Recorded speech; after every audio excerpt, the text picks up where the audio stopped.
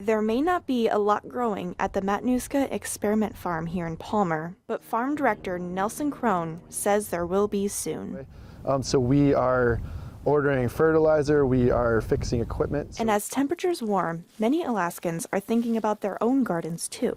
But this season may be different because of the possibility of volcanic ashfall from Mount Spur. The ashfall has been occurring in the region for tens of thousands of years, and it's part of the natural ecosystem of Alaska.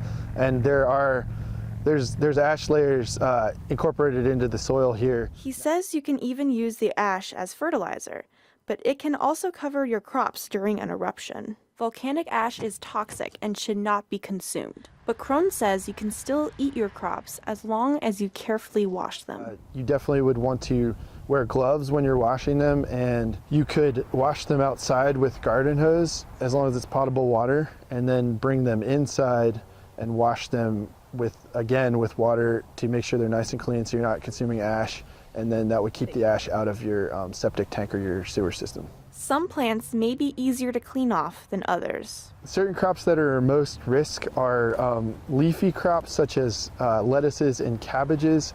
They tend to get ash stuck between the leaves, but they're still safe to eat as long as you wash them thoroughly. And if you want to cover your crops before an ashfall event, Crone has a few tips. So on small scale, I'd recommend getting, you can use polyethylene plastic, the general construction plastic, and you can cover your plants for a pretty, you don't want to cover them too long, but a brief period of time. If you had to cover them for a day to a week, and then if you don't have any clear plastic, you could tarp them with a standard blue tarp. Just know that they're not photosynthesizing while they're covered with an opaque tarp. This gardening season may look a little different depending on if and when spur erupts. But if we stay prepared, we can all be safe eating the fruits of our labor. Cassandra Mansell, Alaska's news source.